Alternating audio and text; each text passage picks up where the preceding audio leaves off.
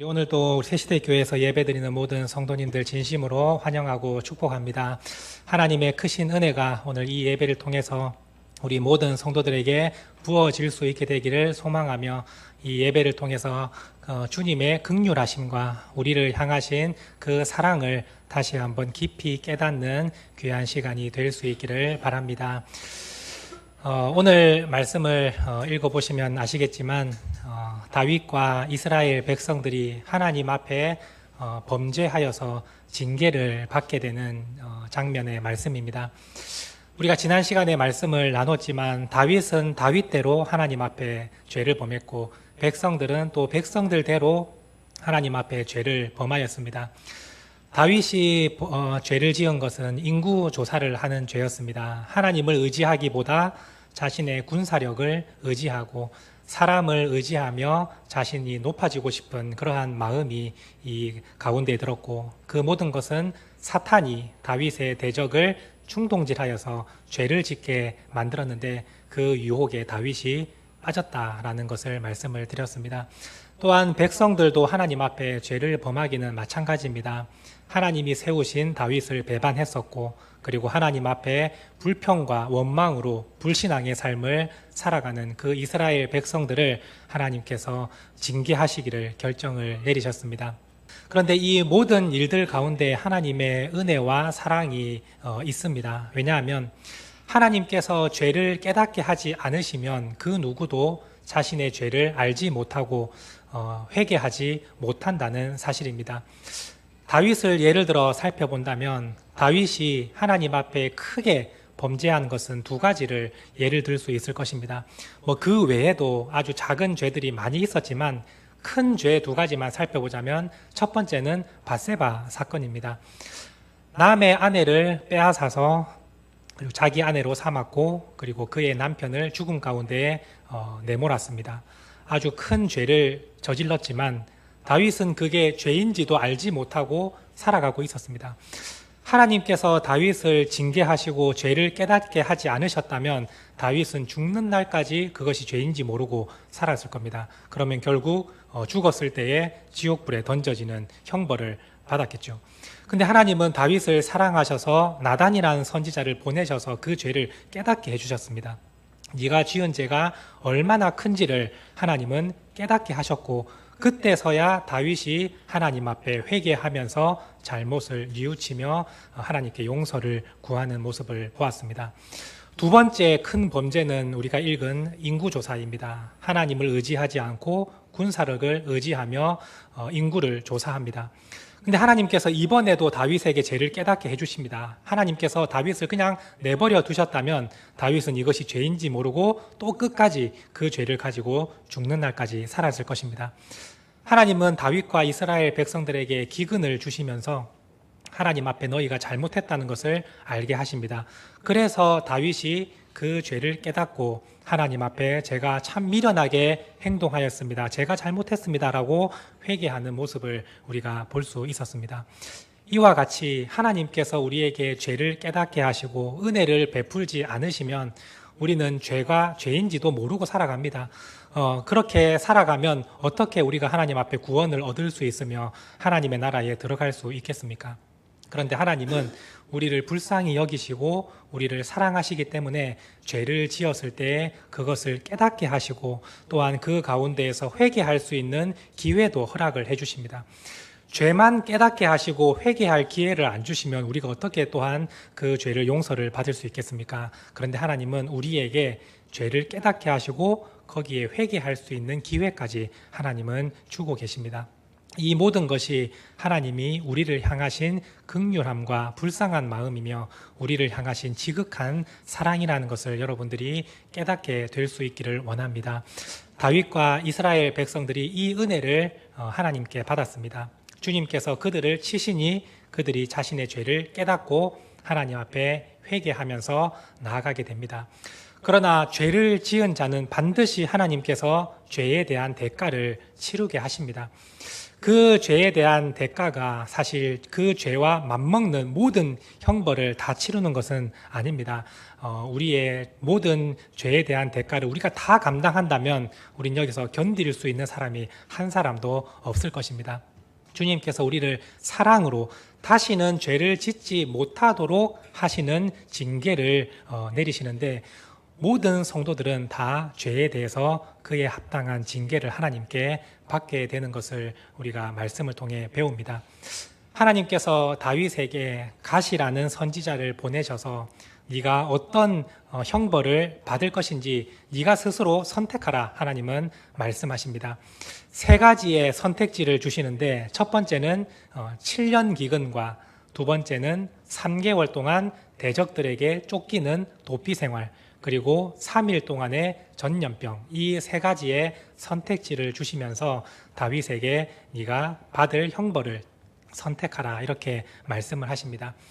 하나님께서 이렇게 말씀하신 이유는 다른 것이 아니라 다윗이 이스라엘을 대표하는 왕의 직무를 갖고 있다는 것을 깨닫게 하시기 위해서 하나님은 이 선택지를 주시는 것입니다.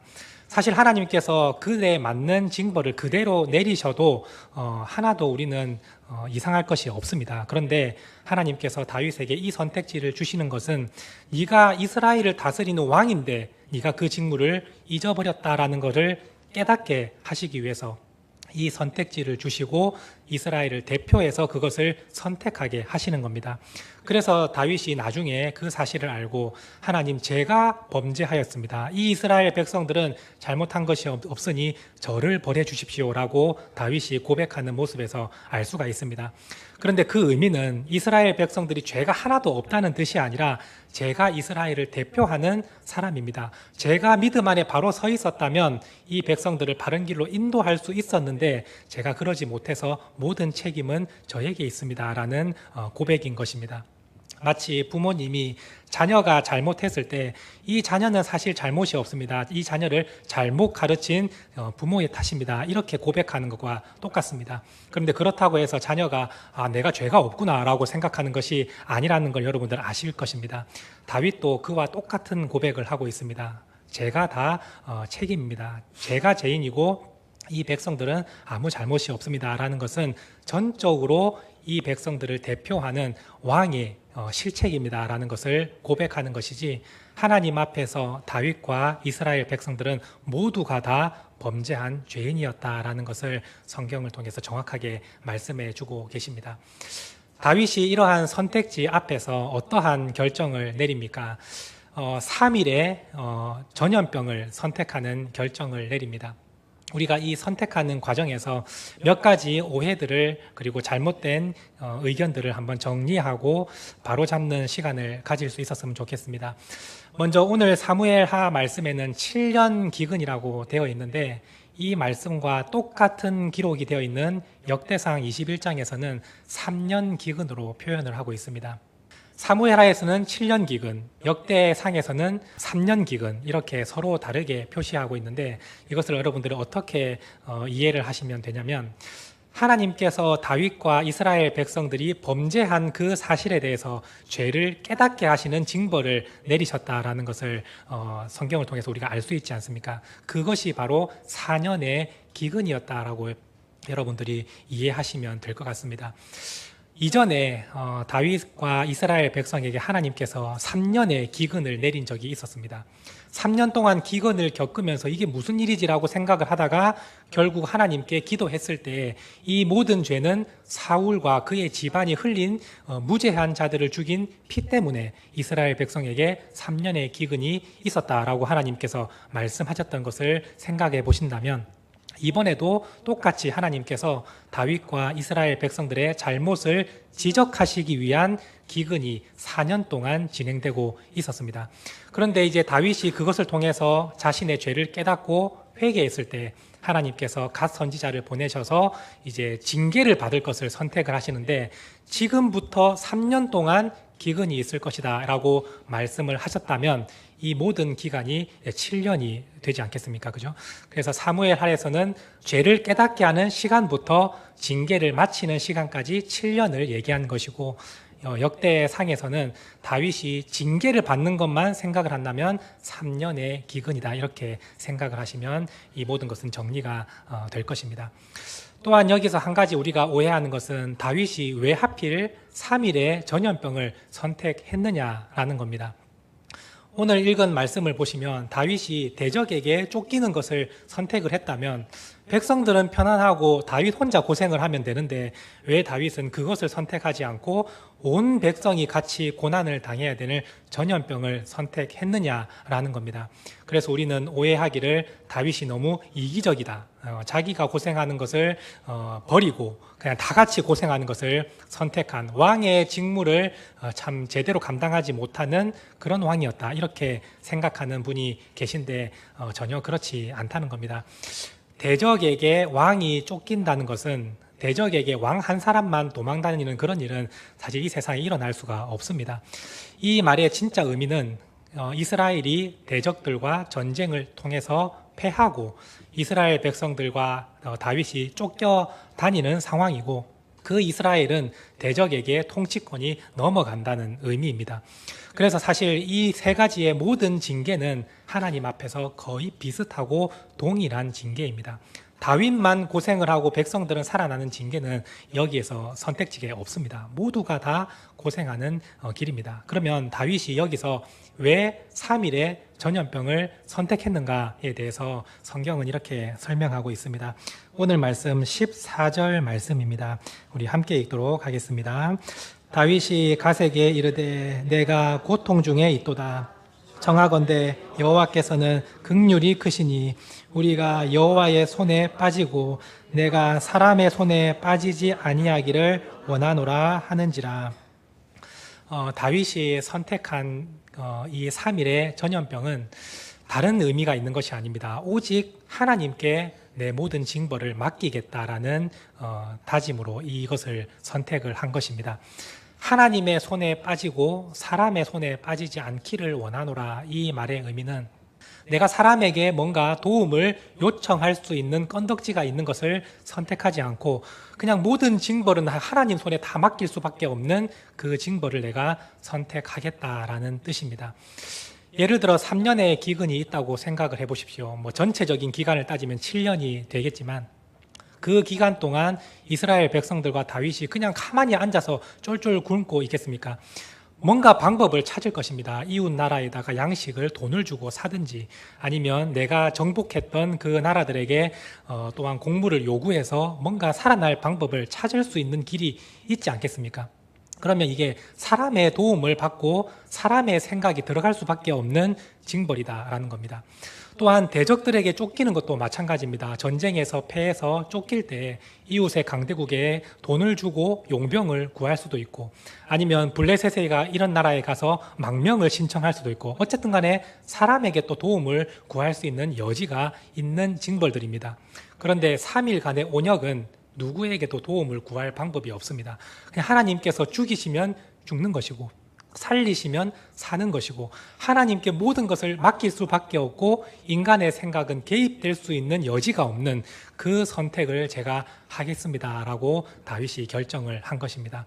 그래서 우리가 이것을 선택할 때 다윗에 대해서 믿음이 부족하고 왕으로서 책무가 제대로 감당하지 못하는 그렇게 생각하지 마시고 다윗은 징벌을 받을 때 온전히 하나님께 맡기는 징벌을 받기를 원했구나라는 것을 생각하시고 다윗이 그 징벌을 받을 때에 그 마음 가운데 있었던 마음은 하나님은 긍휼이 크신 분이시니 하나님께서 나의 죄에 합당하게 징벌하실 것이다 라는 믿음을 가지고 이것을 선택했다라는 것입니다.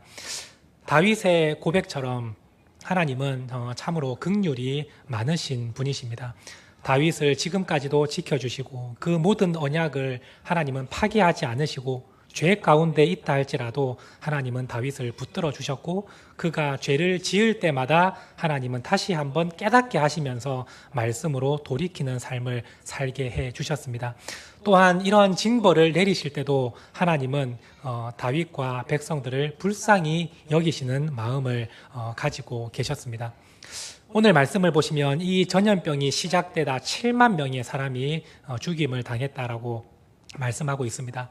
그런데 이것은 시작에 사실 불과한 징벌입니다. 거의 하나님의 징벌이 시작되자마자 7만 명이 죽었을 때에 하나님께서 이스라엘 백성과 다윗이 철저하게 회개하고 고통스러워하는 그 마음을 보시고 하나님은 그들을 불쌍히 여기셨다, 이렇게 말씀을 하고 있습니다. 오늘 말씀 16절 말씀입니다. 함께 읽도록 하겠습니다. 천사가 예루살렘을 향하여 그의 손을 들어 멸하려 하더니 여호와께서 이 재앙 내리심을 뉘우치사 백성을 멸하는 천사에게 이르시되 족하다, 이제는 내 손을 거두라 하시니 여호와의 사자가 여부스 사람 아라우나의 타작마당 곁에 있는지라. 이 말씀을 보시면 아시겠지만 아직 징벌이 끝난 게 아닙니다. 이제 막 시작이고 죽음의 천사가 이제 예루살렘을 향해서 칼을 뽑아들고 들어가려고 할 때 하나님께서 멈추게 하시고 이제 족하니 그 손을 거두라라고 말씀하시며 이 사건에 대해서 하나님께서 뉘우치셨다, 이렇게 말씀하고 있습니다. 한 가지 우리가 여기서 오해하지 말아야 될 것은 하나님께서 이 재앙을 내리신 것, 징계를 하신 것을 뉘우치신 것이 아니라라는 것입니다. 하나님께서 이런 뉘우침을 하셨다는 것은 정확하게 표현하면 정말 죄로 인해서 고통을 당하고 징벌을 받으며 하나님께 회개하고 다시는 죄를 짓지 않겠다고 결단하는 그들을 주님께서 불쌍히 여기셨다라는 표현입니다. 이것을 우리가 우리의 상황 가운데에서 한번 설명을 해보면 더 하나님의 마음이 정확하게 이해가 될 것입니다. 부모가 자녀를 교육하는 데 있어서 이 자녀가 큰 정말 해서는 안 되는 잘못을 저질렀다고 생각을 할 때에 부모는 이 아이를 위해서 징벌을 내립니다. 그냥 말로만 해서 넘어간다면 이 아이가 이 죄가 얼마나 큰지를 알지 못해서 또다시 반복할 수 있기 때문에 그 아이를 위해서 다시는 죄 짓지 않도록 매를 들게 되었다고 가정을 해봅시다.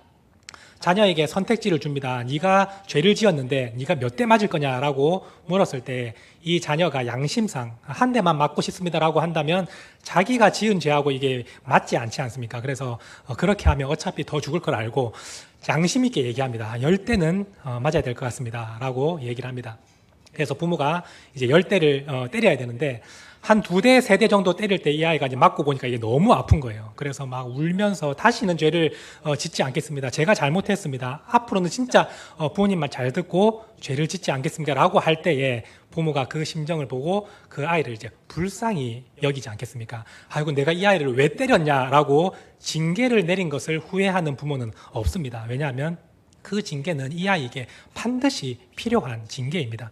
그래서 불쌍히 여겨서 아직 7대가 더 남아 있습니다. 다 때려야 됩니다. 근데 부모는 지금 아이가 정확하게 회개하고 있고 잘못을 뉘우치고 다시는 안 할 것을 이제 알기 때문에 매를 내려놓고 너 이제 다시는 진짜 안 할 거야 라고 이제 물으면 그 상황이 이제 종료가 되는 것 아니겠습니까? 그런데 아직은 더 맞아야 될 매는 남아 있다는 것을 여러분들은 다 이해를 하실 것입니다.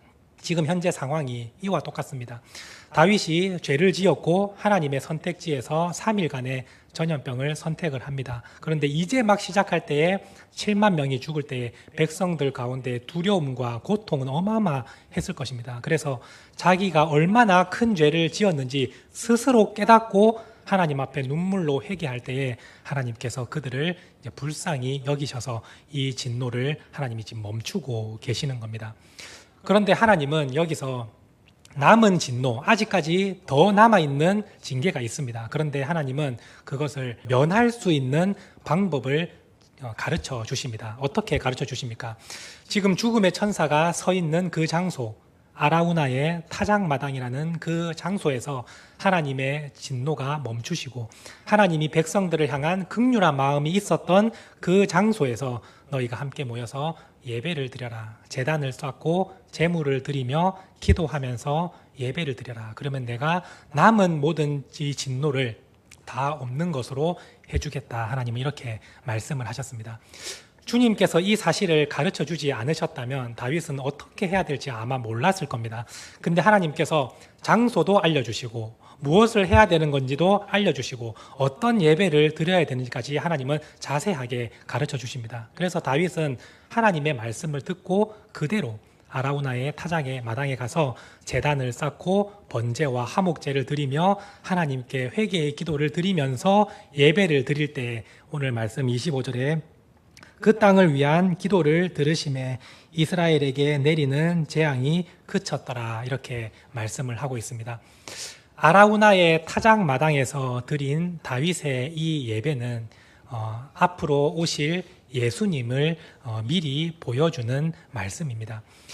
예수님께서 이 세상에 오셔서 우리의 모든 죄를 짊어지시고 모든 형벌을 짊어지시는데 우리가 하나님 앞에 잘못을 했을 때 우리는 그 죄에 대해서 다시는 죄를 짓지 못하도록 아주 짧은 그리고 간단한 징벌을 우리는 다 받게 됩니다. 그런데 죄에 대해서 모든 형벌을 그대로 다 받으면 우리는 살아갈 수가 없고 그리고 살 수도 없으며 천국에 들어갈 수도 없는 존재들입니다.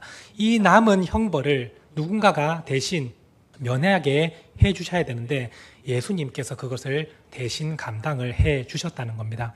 우리는 그냥 죄를 깨닫는 정도 그리고 다시는 죄를 짓지 않을 정도로만 징계를 받고 진짜 받아야 될 제대로 된 징계는 예수님이 대신 다 짊어지셨습니다. 근데 우리는 그 사실을 알지 못합니다. 예수님이 누구신지 무엇 때문에 오셨는지 어떤 분이 예수님인지 우리는 알지 못합니다. 그런데 예수님은 모든 것을 다 가르쳐 주십니다.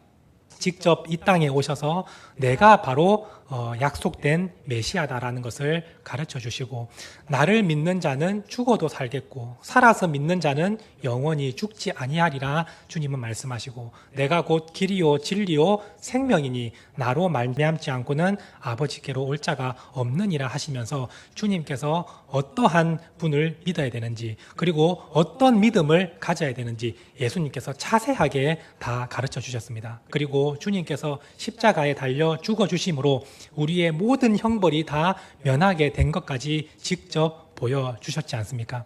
또한 이 말씀을 곰곰이 묵상해 보시면 주님께서 오셔서 모든 형벌을 대신 짊어지는 모습을 우리가 정확하게 알 수가 있습니다. 예배를 드릴 때에 제물이 필요하고 그리고 예배를 드릴 때에 땅을 위한 기도, 죄사함을 위한 기도가 필요했습니다.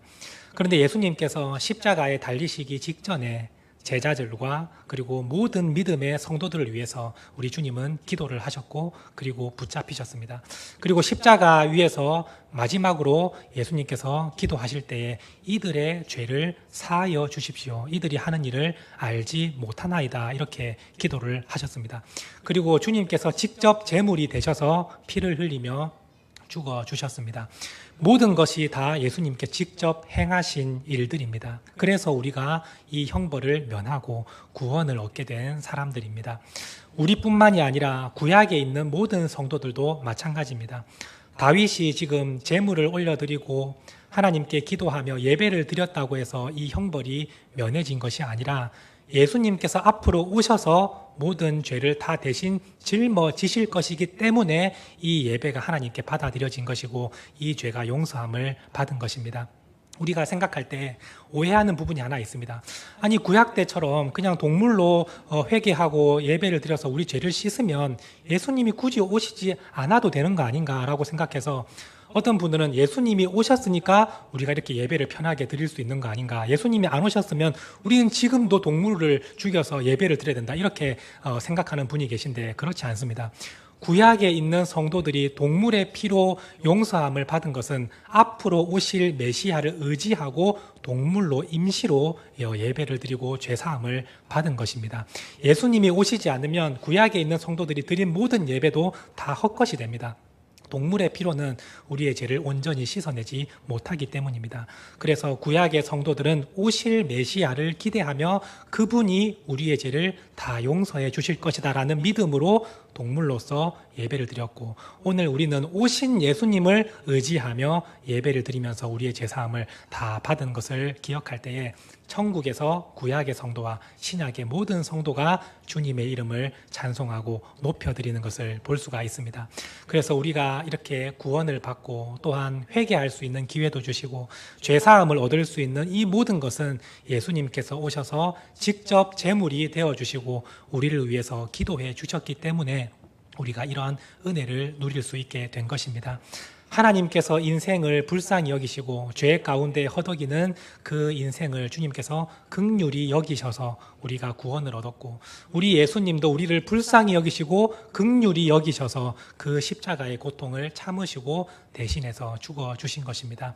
그러한 긍휼의 은혜가 없었다면 우리는 한 사람도 구원을 얻지 못했고 모두가 죄 가운데 죽어서 지옥불에 던져지는 비참한 인생이 되었을 것입니다. 그러나 우리가 이렇게 은혜를 누리며 예배를 드리고 이 세상에서 주님께 자녀가 되어서 능력 있게 살아갈 수 있는 이유는 예수님께서 우리를 긍휼히 여기시고 십자가의 고통을 참아 주셨기 때문에 우리가 누릴 수 있는 은혜라는 사실을 여러분들이 잊지 마시고, 앞으로 살아가는 모든 인생 가운데에 주님을 찬송하고 기쁨으로 주님을 예배하는 성도들이 될 수 있기를 원합니다. 우리는 죽어야 마땅할, 그리고 형벌을 받아서 정말 고통 가운데 있어야 될 비참한 인생인데 주님께서 우리를 다 건져주시고 이 형벌을 대신 짊어 주셨다라는 사실을 잊지 마시고 날마다 이 찬송과 감사와 감격이 넘치는 삶을 살아가는 믿음의 성도들이 될 수 있기를 간절히 바랍니다. 우리 함께 기도하시겠습니다. 하나님 아버지, 감사드립니다. 오늘 귀한 예배의 자리에 우리를 불러주시고 주님의 그 긍휼하심과 사랑을 다시 한번 깨닫게 하심에 감사를 드립니다. 하나님 아버지, 우리는 죄에 참으로 무능력하며 그 죄를 이길 수도 없고 죄로 인하여서 우리는 죽을 수밖에 없는 존재들이었지만 주님께서 우리를 불쌍히 여기시고 긍휼히 여겨주심으로 예수님을 보내주셔서 모든 형벌을 면하게 하시고 우리를 구원해 주신 그 하나님의 놀라우신 은혜를 다시 한번 기억합니다. 하나님, 이 세상을 살아가는 동안에 주님의 사랑과 긍휼하심을 우리가 찬송하며 기쁨으로 살아갈 수 있도록 도와주시고, 세상 일에 우리가 넘어지고 낙심하는 것이 아니라 주님의 그 놀라우신 사랑과 은혜를 날마다 찬송하며 기쁨과 감격 속에서 살아가는 믿음의 성도들이 될 수 있도록 도와주시옵소서. 감사드리며 예수님의 이름으로 간절히 기도드립니다. 아멘.